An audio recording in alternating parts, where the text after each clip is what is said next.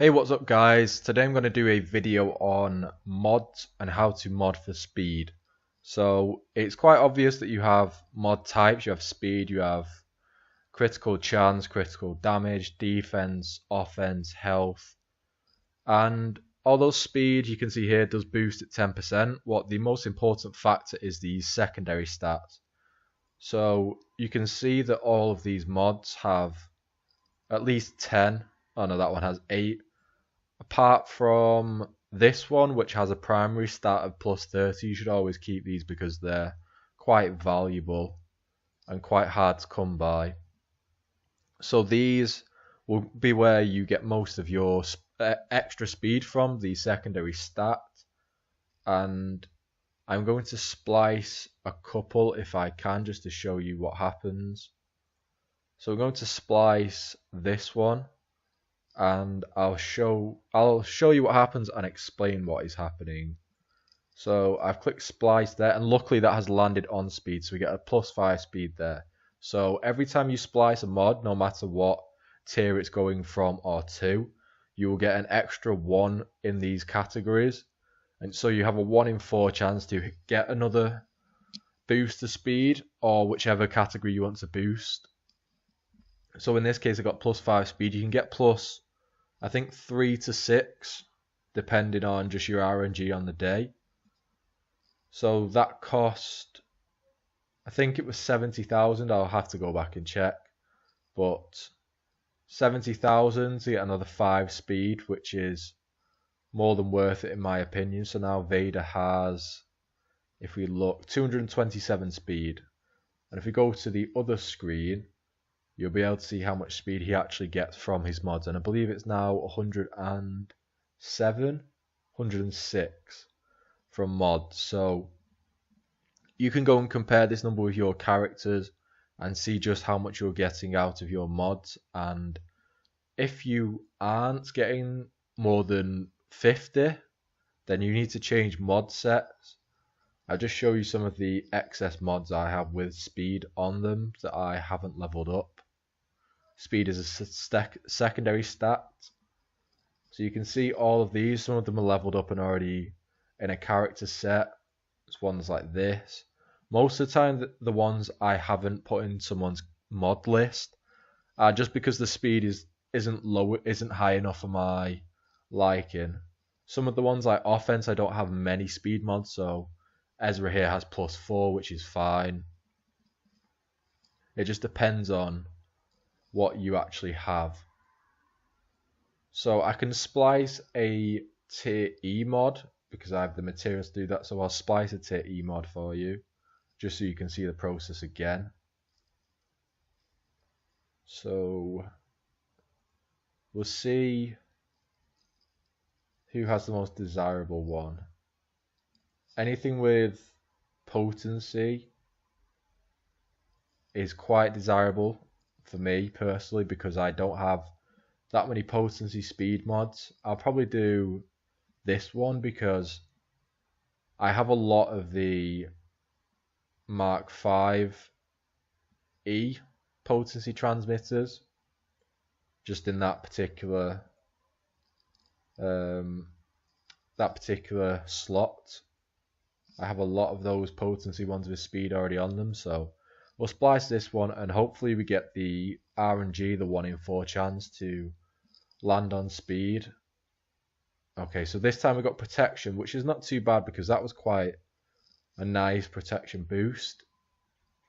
So not desirable, but definitely the second best option. And here I'll actually show you what happens when you level up mods. So keep it on tier E, and I'll go right down to the bottom to some mods that haven't been leveled up yet, like this one.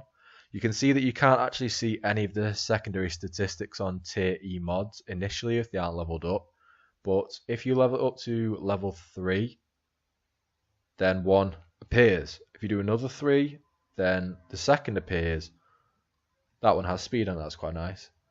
So another 3, another statistic appears, another 3, another statistic appears, and then you level up the final 3 levels, which I'm not going to do, just to explain to explain to you what happens is how you get the set boost here plus 7.5 offense. That's only going to happen if you have 4 offense mods at level 15. It doesn't matter if you have 4 at level 10, you won't be getting this boost. So that's what taking a mod to level 15 is for, to get this extra boost. And then I'll show you what happens with some of the other mods in a higher tier. So we have tier D here. We'll just pick this random one, and you can see in all of these that the first statistic for the secondary category is already viewable, even though it's at level 1. So again, we go to the 3rd level and we get another statistic appears, the 6th another one, and now at 9 we have all of them, whereas it was level 12 last time. So what's actually going to happen at 12 is one of these is going to get boosted. So you can see that went up 241 and now has a 2 next to it, so that shows that it has been boosted once. So none of those statistics are particularly desirable for me, so this isn't a mod I'm going to take to level 15, because that is the modding load. The leveling up a mod is backloaded, so you can take up to level 9 or 12 for. You can take up to level 9 for 90,000 or just under 90,000, but then those next 3 levels cost 162,000. So it's very beneficial to level your mods up 3 levels at a time, so you can keep seeing the secondary statistics.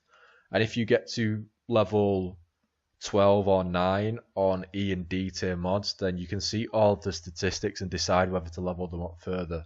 So I'm going to keep going through the list of mod tiers and just showing you what happens with mods that haven't been leveled up. So you can see I only have a few here that I haven't leveled up. So I'll level this one up because it's on Ray. You can see that she already has 2 secondary stats visible at level 1.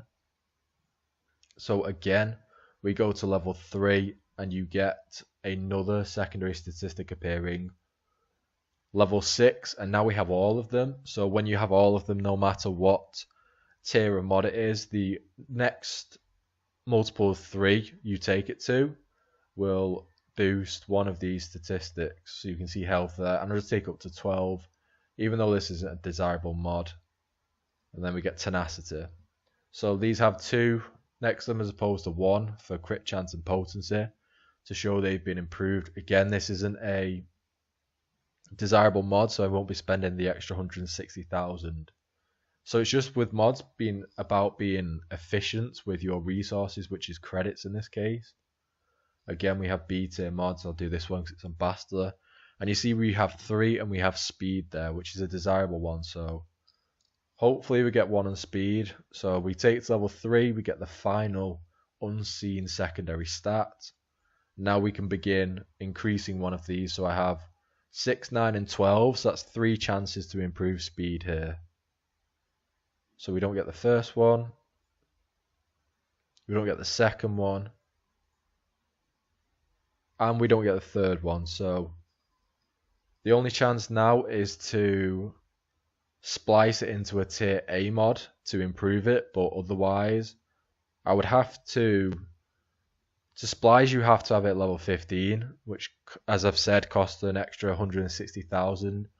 And based on the 1 in 4 chance, I will not be taking this up to level 15 because the splicing costs materials that I don't have at the minute, and it also costs another 90,000, I believe, to take it to tier A, which is 250,000 for a 1 in 4 chance, which I am not prepared to risk. I'd rather just look at another mod and gear that up.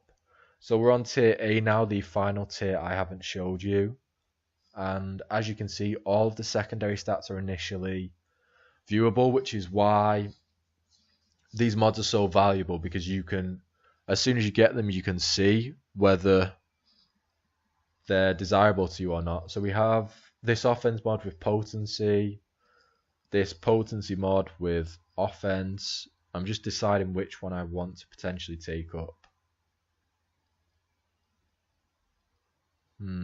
I will probably do the offense mod with potency.